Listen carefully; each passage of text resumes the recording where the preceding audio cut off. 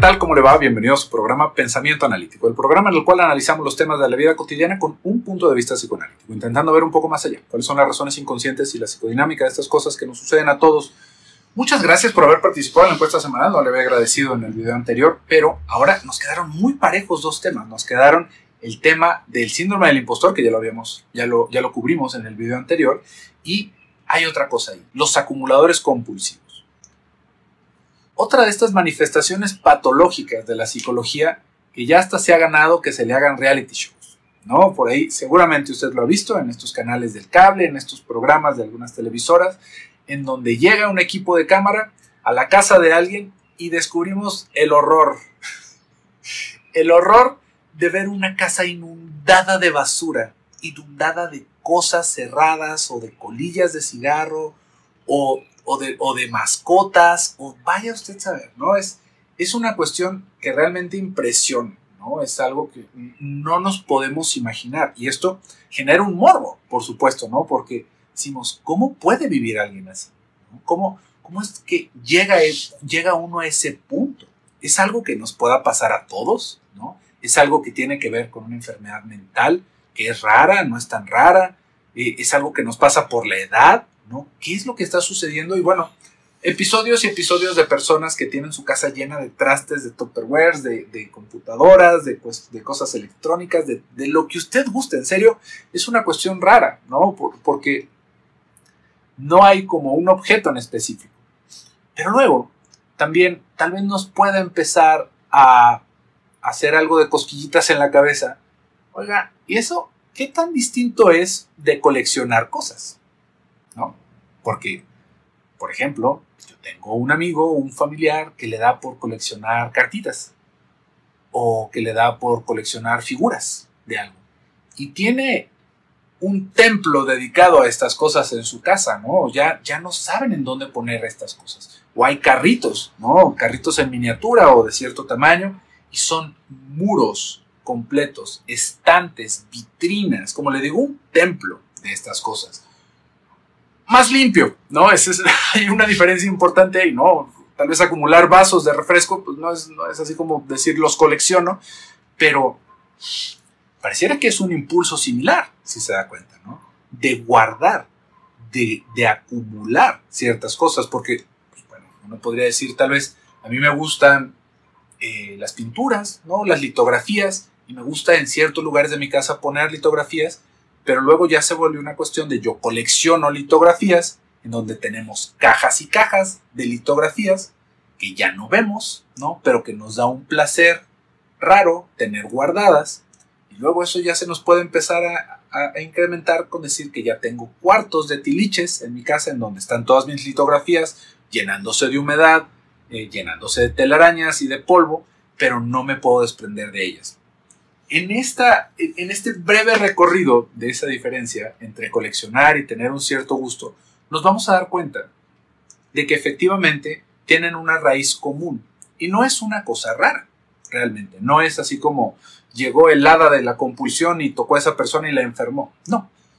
Todos tenemos hasta cierto grado esto porque es algo que tiene que ver con nuestro desarrollo. Es una parte del desarrollo de nuestro psiquismo el acumular ciertas cosas. En sí, ese impulso de acumular también lo vamos a ver que tiene manifestaciones alrededor, por ejemplo, de nuestros hábitos sanitarios, ¿no? Qué tanto nos gusta bañarnos, qué tantas veces vamos al baño al día, si yo tengo algún problema de estreñimiento, porque si se fija otra vez, aunque sea excremento, es acumular, ¿no? Es no soltar, es tener un cierto placer. Fíjese, si lo regresamos a esa zona erógena, a esa parte fisiológica, nos va a quedar un poquito más claro. ¿Por qué nos aguantamos las ganas de ir al baño? ¿Cuál es el punto de hacerlo? No, pues, digo, tampoco es así como que vamos a hacer en cualquier lado, pero si siento un movimiento estomacal, ¿no? Pues me levanto y voy al baño, ¿no? ¿Por qué me aguanto? ¿Por qué se aguanta usted? Pregúntese, ¿no? Y ahí vamos a tener un montón de respuestas. Por un lado es, pues porque me desagrada ir al baño, ¿no? Porque tal vez es una cosa que encuentro sucia, ¿no? Estas personas que de repente se aguantan las ganas de orinar, ¿por qué se aguantan las ganas de orinar? Esto es algo que hacen muchísimo los niños, muchísimo, ¿no? Y esto les provoca ciertos accidentes en ocasiones. Pero, si se fija, al momento de aguantar estas ganas de defecar, ¿no? De excretar, a final de cuentas, al momento de descargar, se tiene y se vive una cierta satisfacción. En lo más básico, en lo más fisiológico, ¿no? Si tenemos muchas ganas de hacer pipí y vamos corriendo y hacemos pipí, ¿cuál es la sensación? ¿No? Como que, ay, descansé, se siente bien. Y lo mismo sucede con otras excretas, ¿no? También con el excremento, ¿no? Es llegar y, ¿no? Descargarnos en ese momento. Y eso nos empieza a traer pues, bastantes problemas, ¿no? En la vejiga, en nuestros esfínteres, en un montón de cosas. Pero ahí, tomando esto como referencia, fíjese cómo nos regresa a una situación de placer y de control, que es lo más importante, ¿no? Hay una situación de descarga, hay una situación de placer y de control, ¿no? Esto es lo que vamos a ver en diferentes manifestaciones en nuestra adultez, ¿no? ¿Por qué coleccionamos cosas?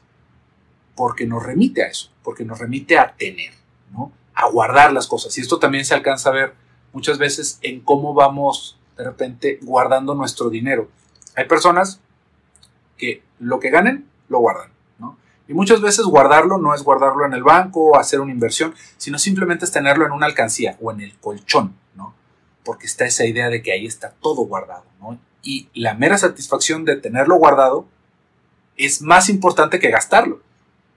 ¿Sí se fija cómo uno puede decir, bueno, ya no tiene lógica, ya no tiene sentido?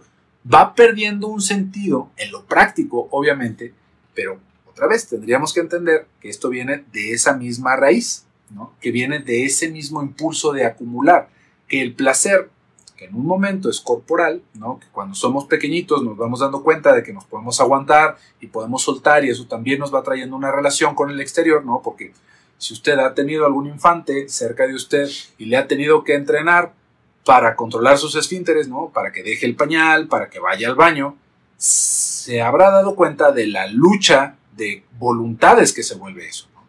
Los niños no quieren, no, se rehúsan. ¿Por qué? Porque hay todo un ritual detrás de todo esto, ¿no? Se rehúsan porque si no lo hago, me van a seguir cuidando. Lo que el niño entiende por cuidado, ¿no? Me van a seguir cambiando el pañal, va a llegar mamá y me va a limpiar mis pompitas, hay un contacto, hay un control del objeto, ¿no? ¿Por qué? Porque mamá tiene que estar fijándose si hago, si no hago del baño y aquí la traigo. Y el niño se da cuenta de eso. Y eso trasciende, ¿no? Eso es algo que nos acompaña a todos en mayor o menor medida, ¿no? Ahí es en donde se hace la diferencia. Si es una cuestión que tiene que ver con mi organización psíquica, eso es de todos. Pero ¿qué tanto peso tuvo? ¿Cómo se vivió en esos primeros momentos? ¿Y qué tanto se ha ido postergando ese tipo de situaciones en mi vida? Es lo que nos puede traer una situación patológica. ¿Por qué? Porque uno, seguramente ya alguien se espantó de decir, yo de repente me aguanto de hacer pipí, ¿no? Y yo ya estoy treintón, yo ya tengo mis 60 años. ¿Y qué pasa, no? ¿Se estará enfermísimo de algo? No. Otra vez, son rezagos que van quedando. Son fijaciones hasta cierto punto, ¿no? Que todos vivimos, a todos nos pasa. El asunto es, como tantas veces hemos hablado de lo traumático, con qué tanta fuerza se vivió ese momento. Si hubo algo traumático en esa situación, ¿no? Si se vivió como una situación desgarradora en nuestra infancia, si fue algo que nos trajo conflictos, si fue algo que se postergó más de lo necesario, ¿no? Entonces nos vamos a dar cuenta de que eso nos va a acompañar el resto de nuestra vida y que nos va a seguir haciendo problemas. ¿Por qué? Porque podríamos pensar, ese niño que no quiere dejar el pañal, que no quiere hacer en el baño, que no quiere renunciar a ese cuidado, si lo sigue haciendo de adulto, pues tarde o temprano lo va a tener que hacer, ¿no? No vamos a usar pañal el resto de nuestra vida. Pero se gira alrededor el problema de no vaciar nuestros intestinos, y eso nos trae una de problemas de estreñimiento y de un sinfín de cosas más, ¿no? O sea, realmente de inflamación, de colitis, de las cosas de las que más se van quejando las personas ya que son adultos, ¿no? Es que tengo el síndrome del colon irritado, y es que no tengo un buen tránsito intestinal, y es que todas estas cosas me van trayendo otro tipo de problemas porque la inflamación nos empieza a fastidiar otros órganos, ¿no? Hemorroides, vaya a saber, son muchísimas cosas las que nos traen, y eso, otra vez, estamos viendo una escala que todavía no va entrando como para un reality show, pero eso mismo puede llegar a un punto tal en el que no es simplemente acumular las cartitas, no es simplemente aguantarme un rato de ir al baño, no es simplemente nada más me siento cómodo haciendo del baño en mi casa, entonces intento postergarlo, sino que todo lo que tiene que ver con quedarnos con las cosas se enferma. Por ejemplo, yo tomo un Kleenex, me limpio la nariz y lo hago bolita y lo guardo. Y luego otro Kleenex y llega un punto en el que es una montaña de Kleenex de este tamaño, ¿no? O me tomo un refresco y dejo un poquito y luego tomo otro refresco y dejo un poquito y se me van acumulando las latas, porque si se fija ahí el conflicto ya se vuelve más una situación de ansiedad, una ansiedad que nos provoca el desprendernos de ciertas cosas. Cuando en un principio lo fuimos formulando tendría que ver con esa capacidad y con ese control y con el placer que nos genera, pero eso también involucra una situación de ansiedad, así como lo estábamos viendo al principio, por ejemplo, con el renunciar a seguir usando pañal, está una ansiedad de separación con los padres, que también influye en todo el desarrollo de esa personita, de esa criaturita. Y lo mismo va pasando con estas personas, ¿no? ¿Qué pasa? Compro 1,000,000 de cosas de ropa, ¿no? Compro 1,000,000 de prendas que nunca voy a usar, que se empieza a llenar mi casa de eso, pero hay una sensación que si lo dejo de hacer, algo malo va a pasar. Y ahí es muy distinto verlo en un pequeñito, es muy distinto verlo en ciertas manifestaciones que tienen que ver con algo que nos molesta en nuestra vida, que verlo en una situación así de agravada, porque mientras más nos vamos extendiendo en ese camino de patología, más difícil se hace rastrear qué es lo que está sucediendo y quedan más desconectados los afectos. Hay personas, por ejemplo, que compran todos los días cosas para comer y siempre van dejando poquito de comida en el refrigerador y de repente un refrigerador ya no es suficiente, ya son 2 y después de un rato ya no es comprar eso, sino comprar latas de comida y se empieza a llenar la casa de comida podrida y de comida que nunca vamos a consumir.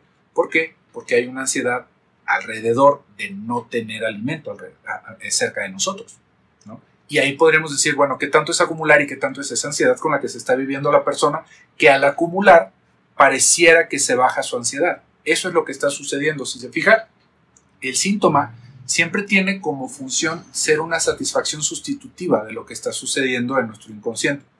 Yo acumulo cosas porque eso me hace sentir bien, porque eso me hace sentir acompañado y me tranquiliza.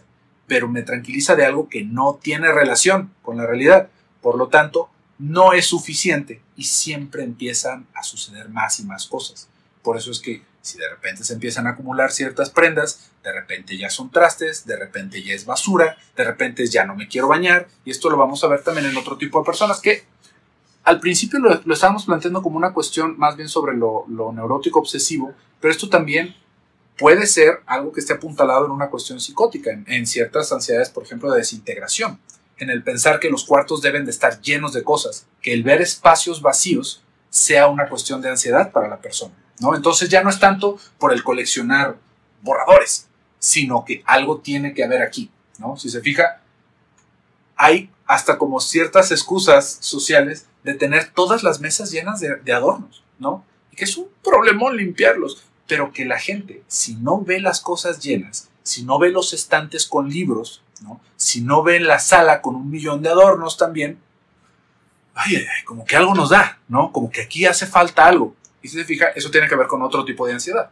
Eso no tiene que ver tanto con el control, sino con la experiencia de desintegrarse, como de desbalagarse, ¿no? Y eso, evidentemente, que también tiene que ver con un sufrimiento, pero se lo voy platicando alrededor de que no podemos decir solamente es esto, sino que son ciertos caminos que se van recorriendo para llegar a ese punto de ser acumuladores compulsivos. Porque una de las preguntas que estábamos formulando al inicio es, ¿eso nos puede pasar a todos?